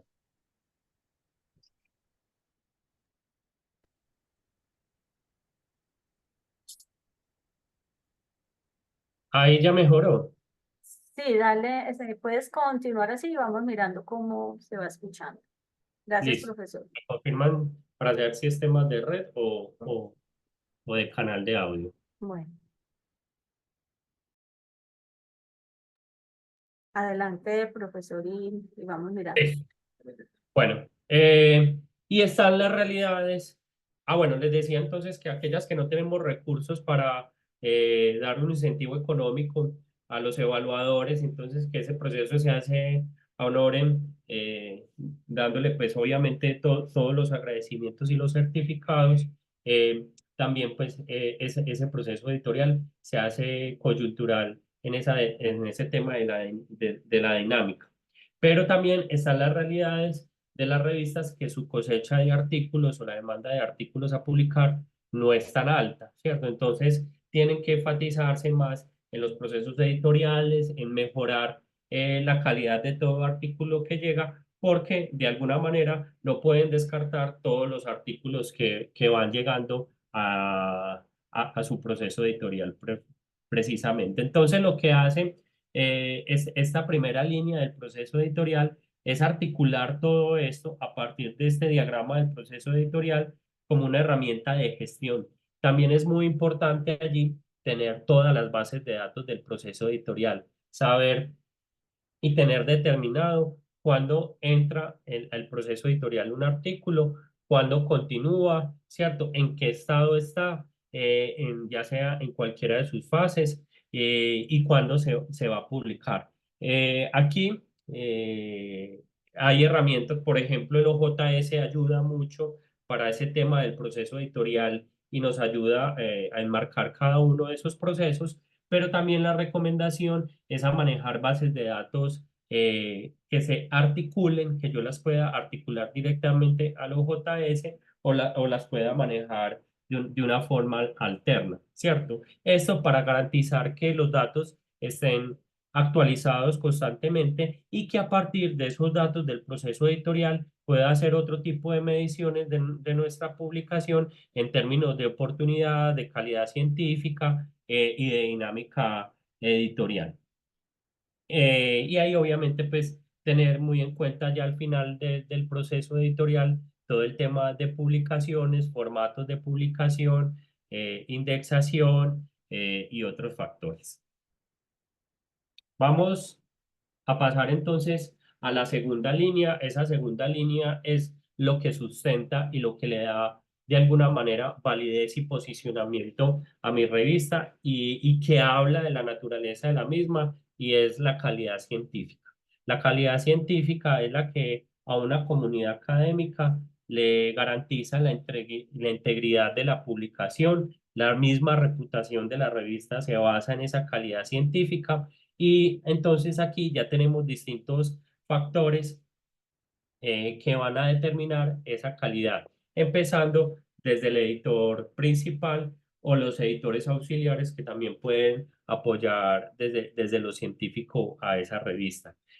Normalmente a los editores de las revistas científicas los nombran porque son muy buenos publicadores, o sea, porque publican constantemente, porque son personas investigadores del área, reconocidos, que tienen digamos, una reputación. Entonces las unidades académicas parten de la lógica de decir, venga, profesor, usted que tiene un impacto en sus publicaciones, que tienen tanta experiencia desde la parte de publicar artículo, asuma el proceso editorial de la revista de nuestra facultad como editor. Y cuando van a mirar, no siempre la misma perspectiva del autor es siempre la misma perspectiva del editor y aquí va asuntos de formación editorial, ¿cierto? Pero en lo que sí puede asumirse en una primera instancia y lo que sí puede coincidir en una primera instancia es en la parte de la calidad científica. Y el editor es el que empieza a mirar y a darle líneas de la calidad científica y va a ser el primer gran filtro para todas las publicaciones y para todo el contenido que va a llegar a la revista. Por eso se hace fundamental que sea una persona que conozca el área, que sea experto y que dé línea desde las distintas, los distintos alcances científicos que pueda tener esa publicación. Pero ese editor no puede hacer ese trabajo solo, ¿cierto? Por muy experto que seamos del área, necesitamos de un grupo de personas que nos apoyen desde lo científico a mirar cómo estamos desarrollando ese proceso. Por eso es fundamental aquí el comité editorial y el comité científico o los comités de las revistas que normalmente lo puedan desarrollar en uno solo. Ya todos conocemos cómo desarrollar esos comités, los perfiles que deben de tener y cómo se deben desarrollar. Pero lo que les quería hablar precisamente de esa calidad científica es que tengan indicadores de calidad científica para las publicaciones, muy relacionados a las bases de datos de indexación, de manera que digamos que podamos desarrollar de alguna manera en la investigación que estamos desarrollando, que sale este modelo, eh, desarrollamos o estamos desarrollando una herramienta que converge en común los criterios de calidad de varios o de los principales indexadores. Entonces, lo que nos va a permitir eso es tener unas líneas macro de calidad científica de manera de no estar trabajando de base de datos por base de datos, sino cumplir unas directrices generales que nos permitan desarrollar precisamente esta parte de la calidad científica. Luego, eh, la tercera línea que vamos a desarrollar es esta parte de la administración y finanzas. Digamos que la línea que un poco más se descuida en los procesos de gestión editorial. Y cuando hablamos del concepto gestión editorial, yo quiero hablarlo también desde esta perspectiva del editor, de la administración y las finanzas. Cuando tenemos que administrar una revista, estamos hablando precisamente de ese concepto de gestión. Entonces aquí van a entrar a conjugar todos los recursos que voy a tener para poder que esa revista funcione. No solamente de la calidad científica y del conocimiento del editor o de sus comités editorial como apoyo, van a ser suficientes para que estas revistas puedan desarrollarse. Necesitamos unos recursos y cómo optimizar precisamente esos recursos para un buen desarrollo. Dentro de esos recursos, el elemento más importante, como todo proceso organizacional, es el recurso humano. ¿Qué equipo humano necesito para poder desarrollarlo? Aquí, pues obviamente vamos a entrar a las particularidades de cada institución, pero entonces, en términos generales, una revista científica necesitaría de un director que precisamente ese director de la parte de la gestión piense en términos, por ejemplo, de plan de acción, cómo vamos a desarrollar esa revista, cómo va a estar articulada a esa área del conocimiento, cómo va a estar articulada a su universidad o a su facultad, pero cómo también va a estar organizada o articulada a su área del conocimiento a través de redes, programas, procesos, ¿cierto? Y también sería ideal que aparte del director existiera un editor que, como hablábamos hace un rato, de la línea editorial, de la línea desde lo científico para esa publicación. Normalmente en nuestras revistas, digamos que el editor o director cumple las dos funciones de gestionar, de hacer estos procesos administrativos y también de encargarse de la parte científica. Pero entonces ahí entra un elemento fundamental y nosotros en la Escuela Interamericana de Bibliotecología lo tenemos y lo estamos introyectando dentro del perfil de nuestros profesionales en ciencias de la información y es el asistente editorial, ¿cierto? Esta persona que desde lo administrativo, pero también desde lo científico, pero también desde lo operacional, se encargue de dinamizar los procesos de la revista, ¿cierto? Es decir, se encargue de, de estar actualizado los sistemas de información que hablábamos ahorita. Se encargue de asuntos que no sean netamente desde lo científico, sino más desde los asuntos operacionales o del proceso editorial en términos generales, en contacto con los autores. Esta persona también nos va a apoyar en cada una de las líneas estratégicas de la revista, cómo vamos en cada uno de esos indicadores y va a ser como esa mano derecha del editor. Entonces, el asistente editorial es aquella persona que se encarga de dinamizar esos procesos, de bajarle esas actividades, digamos, operacionales que quitan tanto tiempo al editor o al director y que estas actividades en su justa medida lo puede hacer el asistente editorial.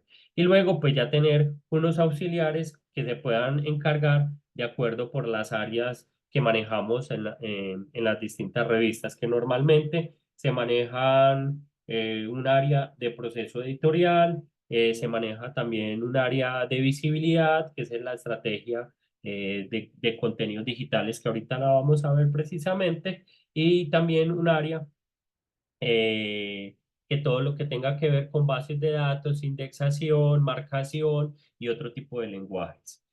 Bueno, y precisamente esa es el área o la línea que sigue aquí y es una línea más enfocada al acceso. En esta línea, entonces vamos a ver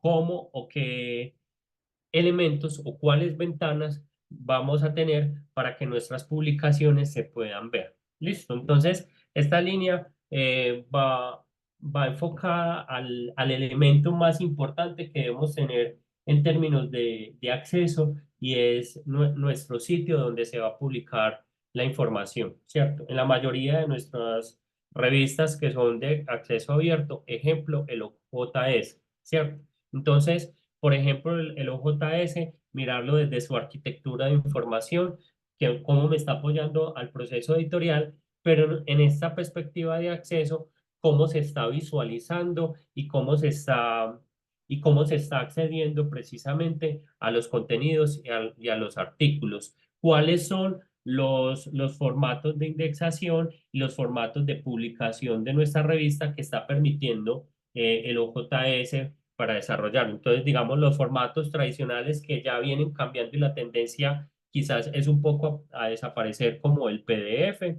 pero otros formatos como el XML o el JAS o otros tantos formatos que yo puedo ir articulando a nuestras revistas, como por ejemplo aquellos que tienen responsive para visualizarse desde dispositivos móviles como formatos EPUB.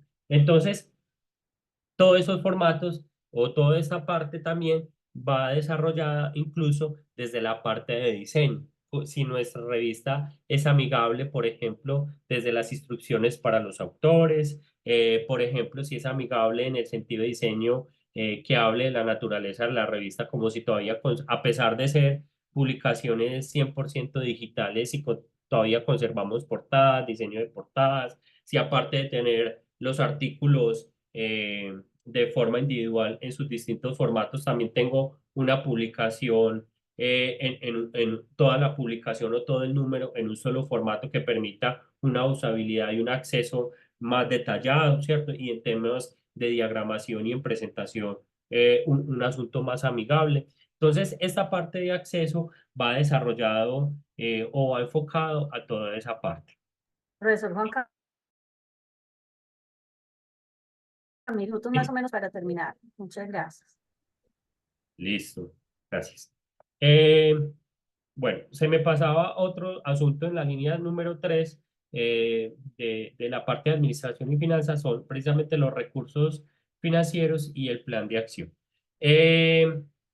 Vamos a pasar a la línea número 5. Aquí me voy a detener, voy a tratar de ser lo más breve posible, porque precisamente esta línea es de los asuntos más coyunturales que tenemos en nuestras publicaciones y es el asunto de la visibilidad. Si bien hasta hace algunos años el principal problema que teníamos, o el único problema, entre comillas, por así decirlo, para nuestras publicaciones era precisamente publicar y después hacer unos asuntos de métrica para medir esa publicación. Digamos que hasta ahí llegaba las funciones de nuestra revista y las funciones de nuestro proceso editorial. Precisamente hoy, por las dinámicas de visibilidad, incluso de acceso y de parametrización de esos sistemas de indexación, nos obligan a que las estrategias de visibilidad también sean fundamentales y también sean de un desarrollo continuo.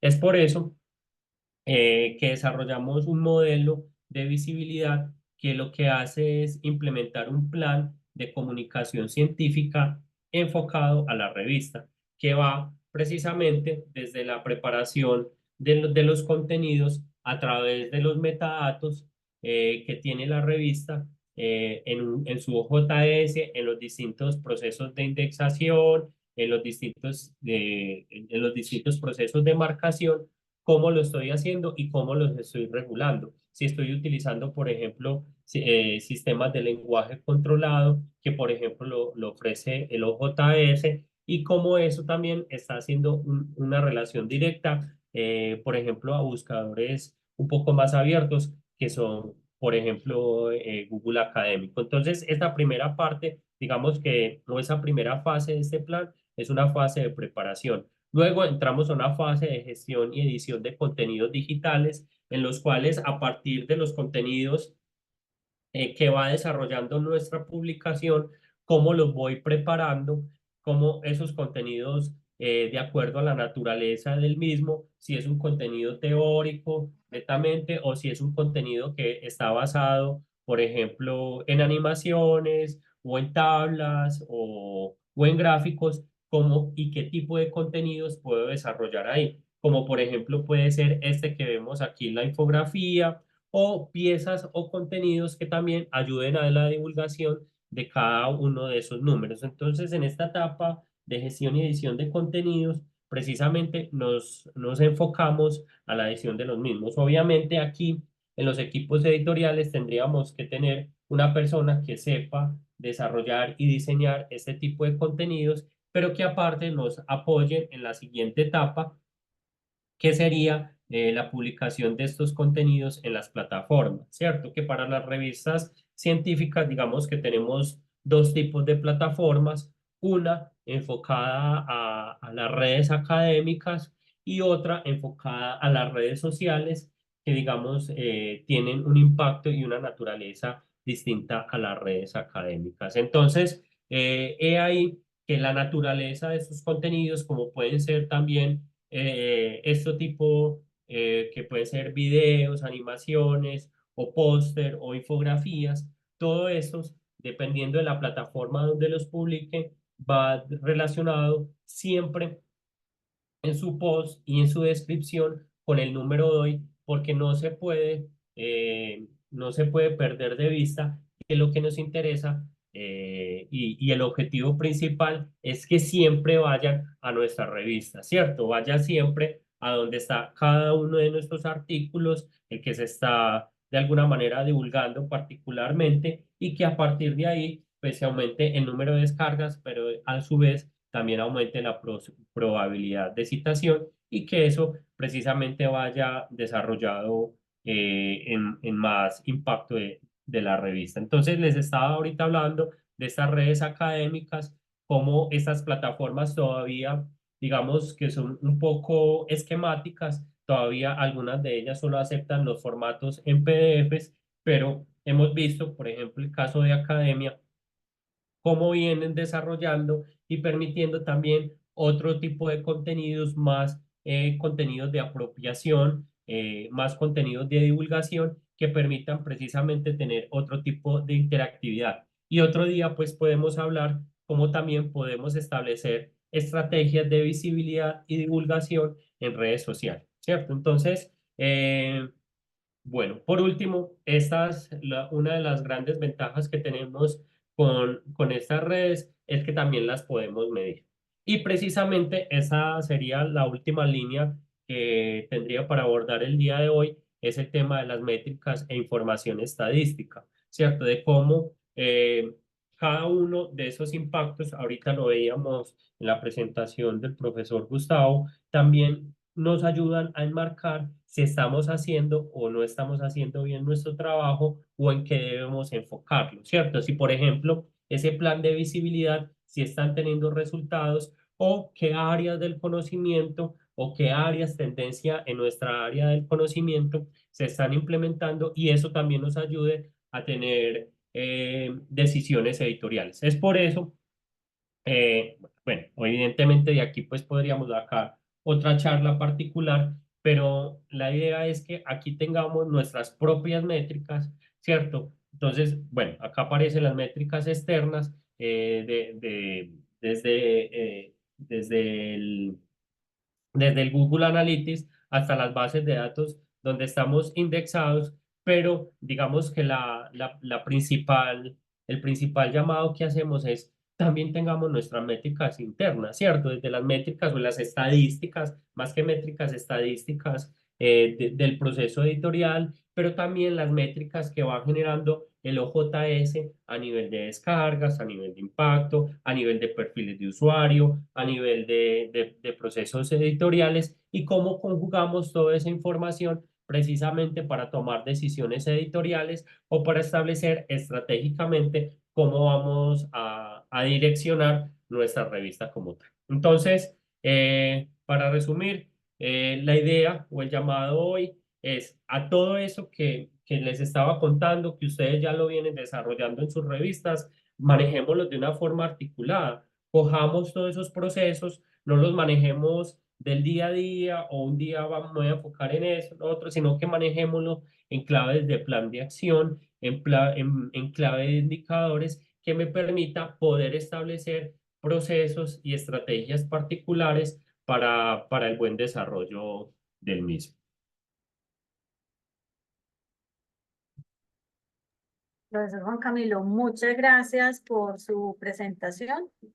El profesor Juan Camilo nos ha propiciado la reflexión frente a la necesidad de fortalecer la gestión editorial en cada uno de sus componentes. Nos ha mostrado también parte de su experiencia como editor de la revista Interamericana de Bibliotecología.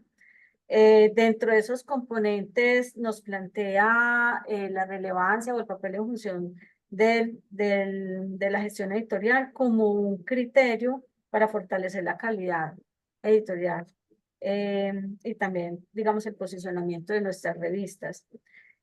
También problematiza el criterio relacionado con los equipos editoriales. Nos estuvo conversando sobre la conformación del equipo editorial, los roles, las funciones, pero también, digamos, como esa carga laboral que de alguna manera también afecta la ejecución, el diseño y ejecución de un plan editorial sistemático para las revistas en el área.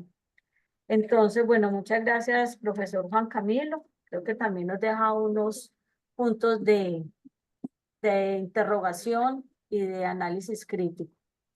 Bueno, pasemos entonces en este momento a la sección de preguntas, pero primero quiero mencionar que los videos y, digamos, las presentaciones de los expertos que han sido invitados a estas jornadas de formación quedarán entonces en el sitio web de Latinred y de Flaxo Argentina. Los videos quedarán allí.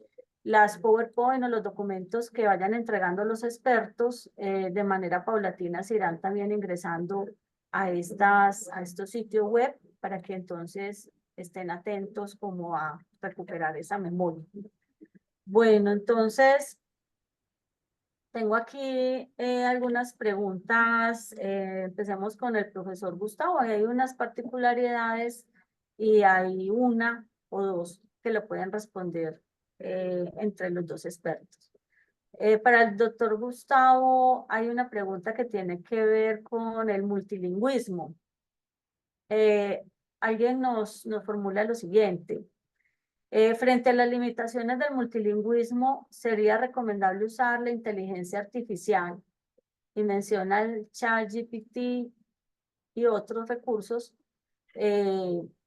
para hacer las traducciones de los artículos. Eso nos estaban pues preguntando. Le voy a leer la otra, doctor Gustavo. Dice, cuando se habla de los espacios de transición en las barreras y amenazas para la indexación, usted se refiere a puertas dentro de cada sistema de indexación, entre paréntesis, como hace Latindesk con directorio, catálogo o Realic América, cierra paréntesis, o se refiere a otros espacios diferentes que lo proporcionen. Y ya la última dice, quisiera que explicara en qué grupo se incluiría una revista que posea su sello Emerging Web of Science. En muchos casos no se le considera esta fase de tránsito por los evaluadores. Entonces, esos son como para el doctor Gustavo. Doctor Gustavo, por favor, de Bien, manera bueno, gracias posible. por las preguntas. No, respecto del multilingüismo, a ver, el uso de inteligencia artificial me parece a mí todavía demasiado embrionario para poder aplicarlo y salvar esta cuestión, digamos. Me parece que la cuestión del multilingüismo o de, si ustedes quieren al revés, la preservación de la publicación en los idiomas vernáculos de cada uno de los países, que en general el nuestro es el español, el castellano, no pasa por si aplicamos inteligencia artificial o no, sino qué tipo de patrimonio lingüístico tenemos sobre lo que producimos, ¿no? Es un poco más profunda la discusión, y no publicar en general, que sucede bastante en sociales y humanidades, damos contenidos que tienen que ver muy con lo local, muy con lo contextual, que incluso en otros idiomas quedaría hasta desvirtuada la propia investigación, ¿no? Me parece a mí que el multilingüismo tiende a esto, ¿no? A preservar, digamos, culturas de producción en cada uno de los países, más allá de cómo solventar, si ustedes quieren, las posibles traducciones al idioma inglés. Digamos, no me parece que esa sea la preocupación. La inteligencia artificial, por supuesto, corrido el tiempo hará, digamos, dará mucha ayuda en ese caso, ¿no? En principio, en la realidad, yo todavía no pondría las manos en el fuego por la inteligencia artificial para traducir directamente a otro idioma, ¿no? La otra pregunta respecto de las barreras tiene que ver con los requisitos de indexación que muchas revistas no alcanzan a cumplir, no alcanzan a desarrollar, porque acá se insertan problemas, como yo mencionaba, de la profesionalización de los equipos editoriales, ¿sí? No logran interpretar en muchos casos cuáles son esos criterios y cómo aplicarlos. En otros, la cuestión técnica juega un papel central, lo decía recién Juan Camilo también, en el tema de los formatos de publicación, por ejemplo, en todos los procesos que tienen que ver con la propia interoperabilidad de la revista y en fin, digamos, las barreras tienen que ver con cómo las revistas o el esfuerzo que tienen que hacer las revistas para cumplir. Y me parece a mí, contestando también de otra pregunta, otro comentario, en los espacios de transición que yo mencionaba, es decir, qué espacios de ayuda damos a estas revistas para ponerlas dentro del sistema, porque lo que ocurre en la Argentina, eso también está muy claro, hay muchas revistas que están fuera del sistema, digamos, ¿no? O sea, no están indexadas en fuentes que puedan ser reconocibles y sin embargo tienen, digamos, una trayectoria y una validación de calidad por parte de las comunidades científicas donde publican en esas revistas, ¿no? Entonces, lo que me parece a mí que hay que incluir y hay que generar estrategia para incluir las revistas, no dejarlas afuera, ¿sí? En esto radico yo un poco la idea de barrera, ¿sí? Que no es una crítica, sino simplemente, digamos, como pequeños muros que las revistas no pueden saltar para poder formar parte de, ¿sí? Miren, no dio lugar en la presentación ni en el espacio que teníamos, por supuesto, pero si uno analiza a veces, sobre todo revistas de estos 5 países que concentran casi el 80% de la indexación, los caminos, los circuitos que cada revista individualmente sigue, es de verdad sorprendente, ¿no? Y salta mucho todas las cuestiones que uno por ahí en forma genérica puede decir o prever en estos casos, ¿no? Hay revistas que, por ejemplo, saltan de latín del catálogo directamente al índice de entrada de Web of Science, sin pasar por ninguna de las otras fuentes, ¿no? Hay otras que preservan a lo mejor más la estrategia de indexarse en fuentes sí regionales, ¿sí? Y no directamente en internacionales, ¿no? El caso de DOAJ, como yo presentaba, para mí es bastante sorprendente, ¿no? De cómo una herramienta ha logrado semejante éxito de indexación de títulos latinoamericanos frente a otras fuentes que hace bastantes años que están en nuestra región y no han logrado todavía tener, digamos, una colección representativa, por lo menos de títulos o de revistas de los distintos países. Y la cuestión de, finalmente, la tercera pregunta creo que tenía que ver con este índice de entrada de Web of Science. Bueno, sí, en general la evaluación, cuando ustedes saben que ahora los investigadores en general cuando se va a publicar miran más los sellos de indexación de las revistas que otra cosa, porque precisamente como los circuitos de evaluación están atravesados por estas lógicas, ¿sí? de darle mucho peso a las fuentes de indexación de una revista y sobre todo si esta está en alguna de las fuentes de corriente principal, por supuesto que este índice de entrada es considerado corriente principal directamente, digamos, está un escalón por encima de otras fuentes. Luego, la lógica de cómo se maneja ese índice de entrada, que es más que nada una estrategia de Clarivate desde el 2015 para poder, digamos,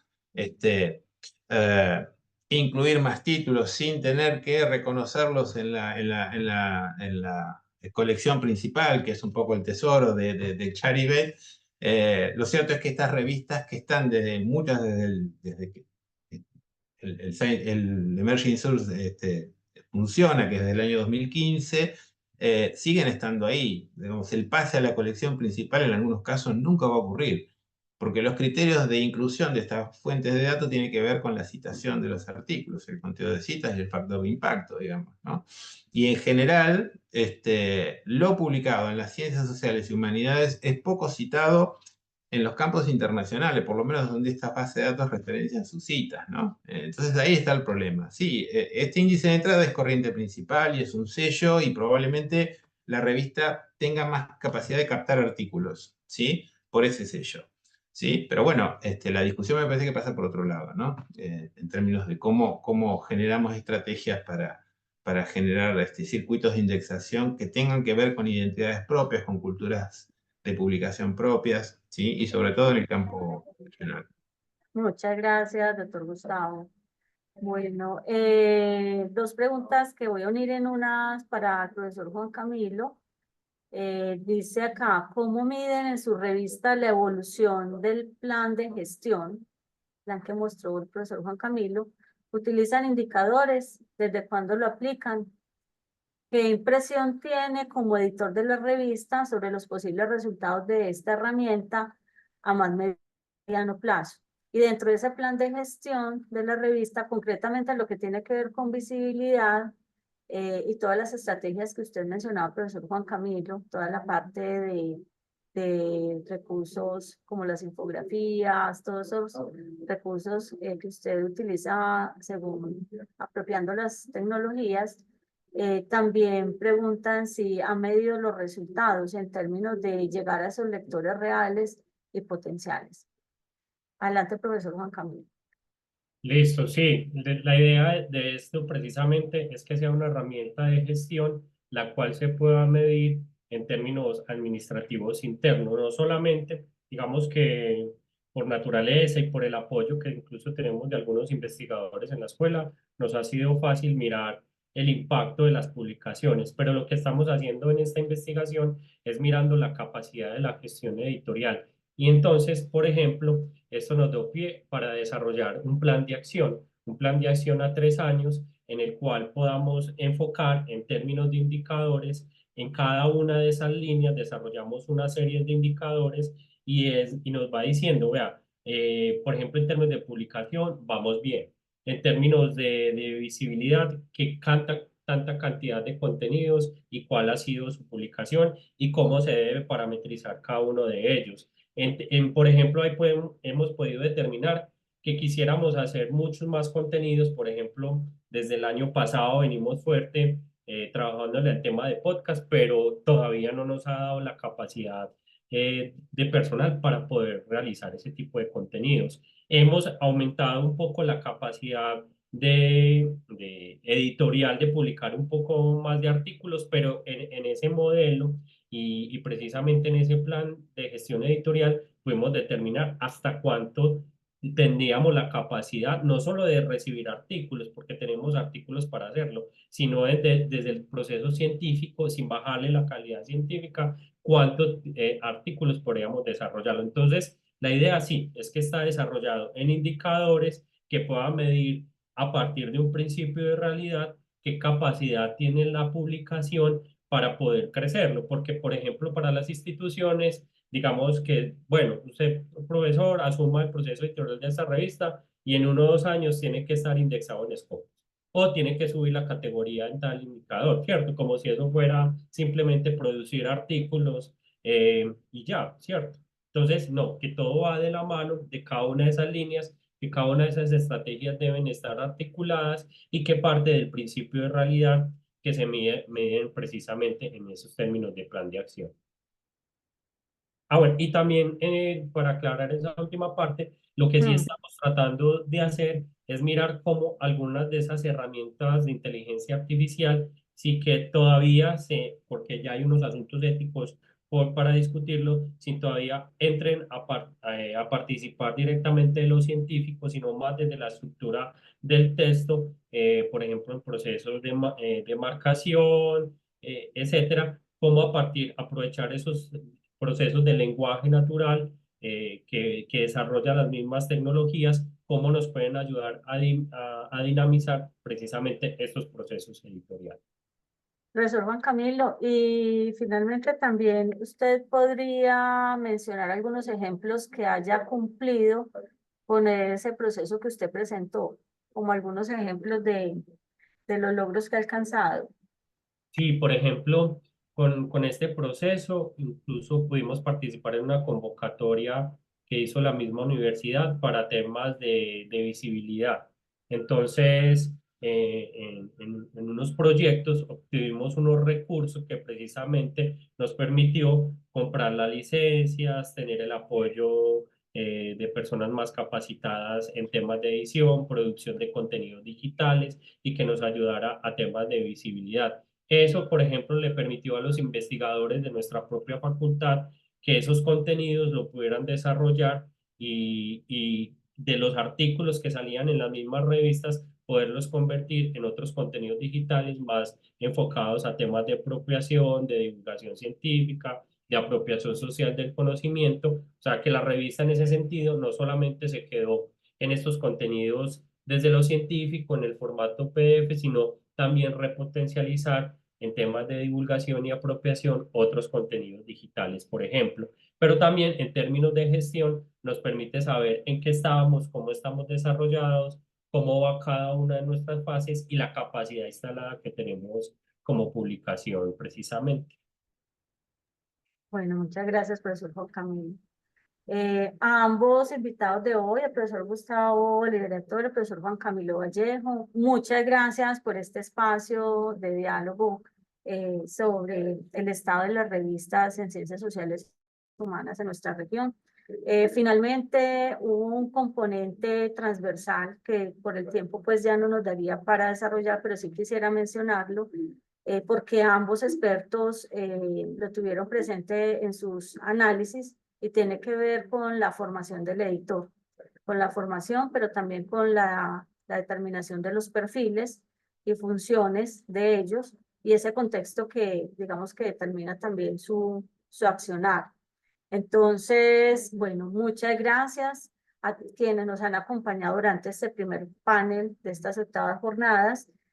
Sigamos entonces con la programación. Le doy paso a María Cecilia Jordá para que despida también el foro. Muchas gracias por escucharnos. Agradezco las preguntas que nos Gracias a compartieron. ustedes, qué Y bueno, amables. muchas gracias. Que estén muy bien. María Cecilia. Gracias, Sandra. Bueno, agradecemos todos los saludos que hemos estado también recibiendo a través del chat del canal de YouTube de Flaxo Virtual de Ecuador. Saludos desde Córdoba, Mar del Plata, la ciudad de Gustavo. Ahí hay colegas que nos están siguiendo, Pilar, y de otros países que no mencionamos antes, como Bolivia, Venezuela. Así que bueno, muy contentas, contentos de haber iniciado esta 8ª edición de la jornada de Latin Rep. Y ya para ir finalizando, les recordamos la próxima sesión que tendrá lugar por este mismo medio el miércoles 26 a las 11 horas de Argentina. Chequen ahí un poquito las diferencias horarias, porque hoy me estuvieron escribiendo y ahí tenemos, ¿no? Como algunas diferencias de horas, entonces es la hora, les aclaro, de acá de Buenos Aires a Argentina. Y vamos a tener la coordinación de una colega y amiga, Marcela Coria, con revistas que habían postulado sus presentaciones y que nos pareció una experiencia muy constructiva el de constituir justamente esta instancia en donde desde la propia voz de las revistas se presenten experiencias en vinculación con la ciencia abierta y, bueno, temas anexos, si no llegamos a la ciencia abierta como horizonte máximo a lograr. Así que nos despedimos por el momento, hasta el próximo miércoles, agradeciéndole a los compañeros de la sede Ecuador, especialmente a Alex y a Jenny, y bueno, también obviamente a quienes estuvieron participando para que este primer panel fuera posible. Bueno, nos vemos pronto, que estén muy bien, cuídense. Adiós, Gracias. muchas Hasta gracias a todos y luego, que todas. estén muy bien. Hasta el próximo miércoles.